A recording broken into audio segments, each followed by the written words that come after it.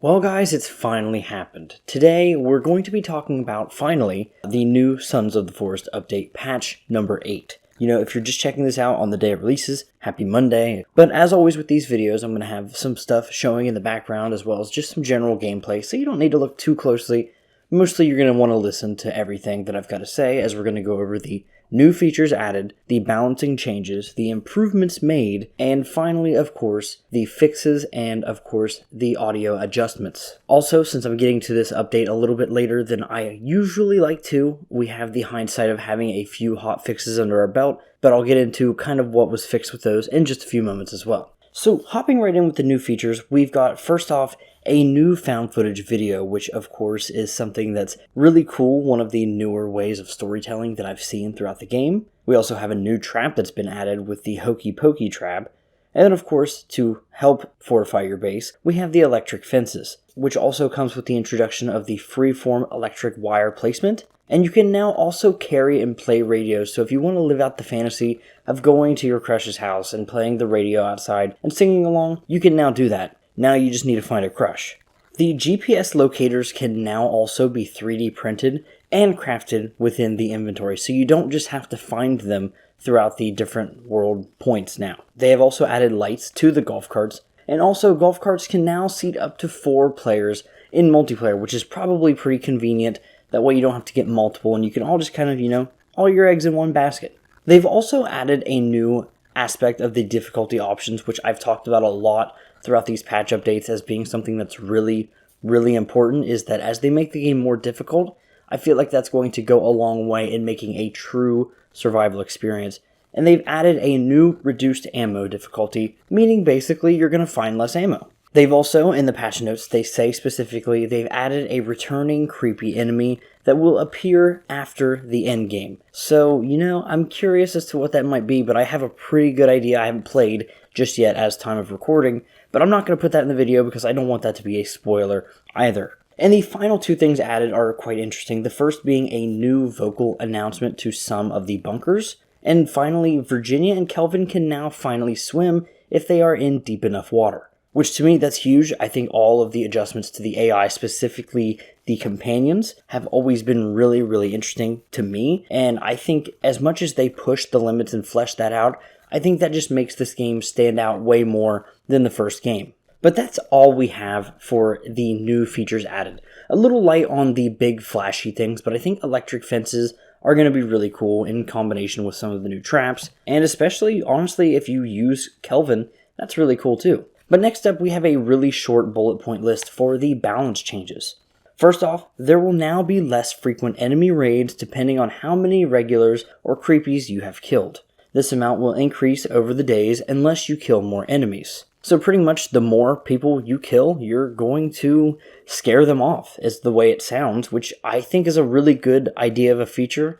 Something that it probably rewards on higher difficulties to be more aggressive. That way you don't get attacked at your home base as often. Another thing as far as the home base goes is that defensive walls can now take 4 times as much damage, meaning that you're going to have a lot more in the way between you and your enemies as well. And then finally, we have reduced health on the special glowing puffies, which is pretty self-explanatory. And while that's a pretty short list, it isn't always. Next up, we have the improvements. And I tend to want to read all of these, so for the sake of things, I'm going to do it. Alright, so bear with me here. This is going to be a list, and I'm going to try to do it quick, so just kind of tune in. That'll be what it is. Animal heads can now be shaken when held. Angry meese, whatever you want to say, now sometimes kick a nearby player. They fixed some bugs that could cause too many or too few of an enemy search parties on loading or restarting a game. They fixed various save and load and syncing issues for in-game boss cutscenes and battles. They've also fixed issues where AI actors couldn't see a player sitting in a golf cart, basically meaning that when you're coming up on an AI in a golf cart and he's just like, yeah, there's nothing to see here, that's pretty cool. They've also improved the getting in and out of the golf cart animations, which the golf cart, pretty janky, especially on some of the weirder terrain. Another thing that was improved is Kelvin will now visually refuse an order that requires trees if none are nearby. And while that's a nice wholesome little feature that Kelvin can talk to us a little bit more, something not so wholesome, turtles can now be electrocuted.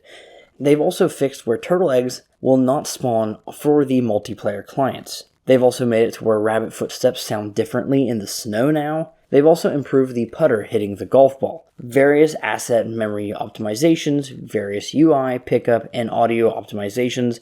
These two things particularly are going to go really far, as much as like crashes and things like that go, for memory specifically. But continuing on with other improvements, the blueberry bush berries now deform with the bush itself. They've also merged the collision meshes to the basalt rocks that have been added to the caves.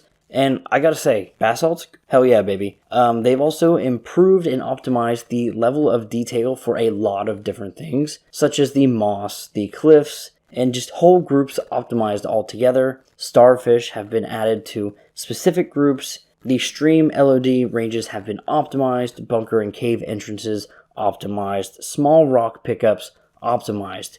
They've added missing LODs to some legacy rocks. And they've also set up LODs for new things like the lakes that have been added since the game, or the Night 5, the hang glider, or in the golf cart. So as you get further away from these, you're actually going to see different levels of detail rather than just, hey, it's here, or it's gone. It's either really high quality or it's not at all. But that's not how it is now. A few other optimizations that they have done include things like the lake audio emitters, the spruce tree meshes, and the berry meshes. They've also fixed some of the waterfall particles that were always on. World collisions have also been optimized, reducing the number of active colliders. Once again, I believe that plays into the memory utilization. Rocks and stones now also have collisions in the log sled as well. So that's really interesting because that is something that has always plagued the vehicles of the game. They've also added a play visual, like a play button, for the action camera, which is really nice.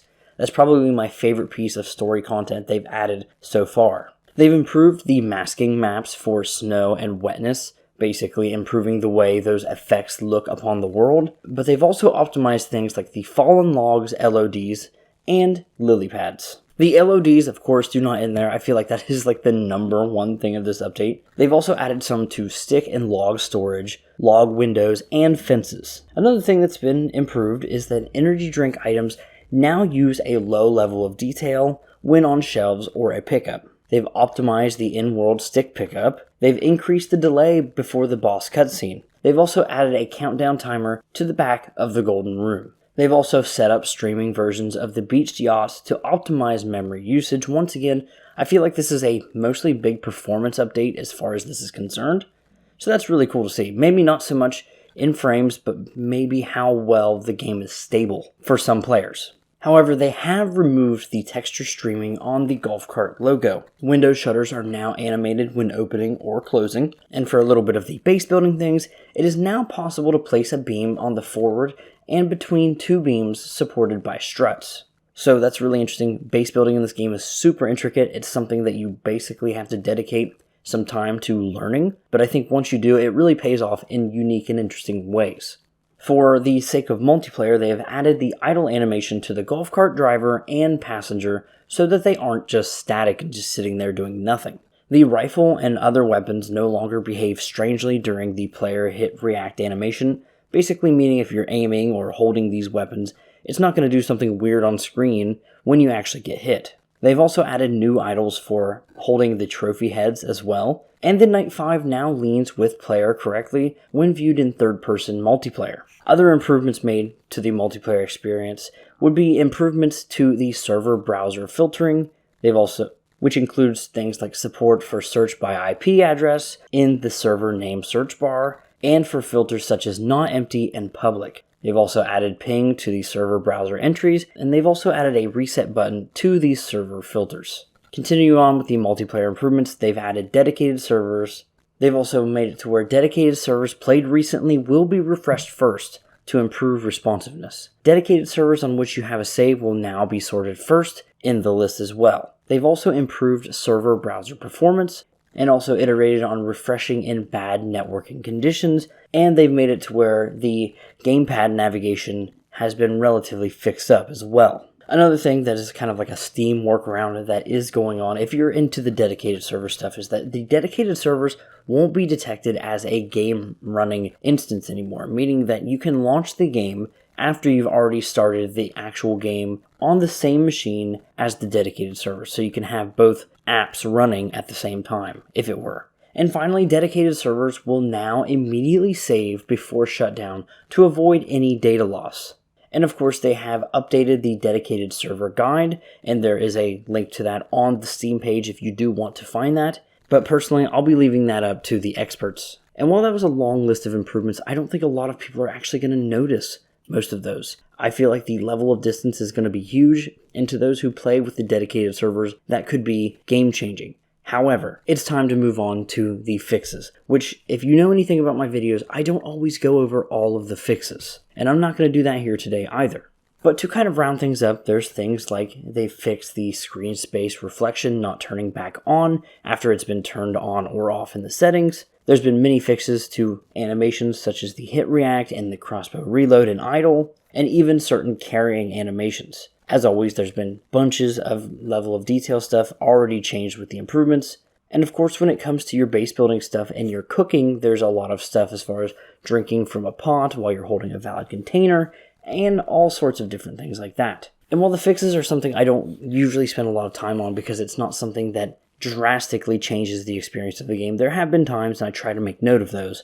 The final aspect of this update that we really need to get into is, of course, the audio. And this is a small list, as always, but they've added sound effects when placing electric wires and solar panels. Interestingly enough, solar panels have already been in the game, so it's nice to actually see audio sound effects added for that. They've also added audio events for the frogs hopping. They've tuned the distance for the flare and the rifle. They've reduced the shrub hit sound level when driving on a golf cart. And they fixed noticeable clifftop surf audio, turning on and off abruptly.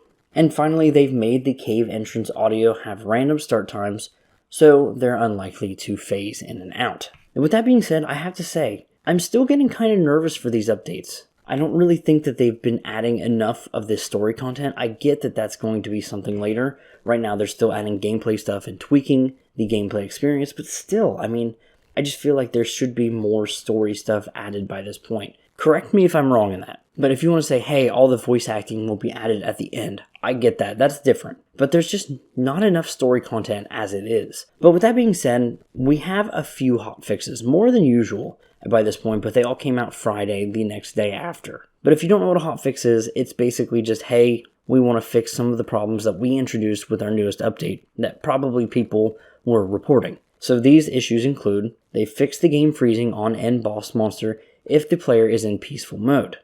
They've also fixed an issue where the player could end up in a stuck state when dropping small rocks. They've fixed the log sled, full of rocks being difficult to move and causing players to be flung upward on grabbing it. So you gotta love physics there. They've also fixed cases where the floors couldn't be repaired.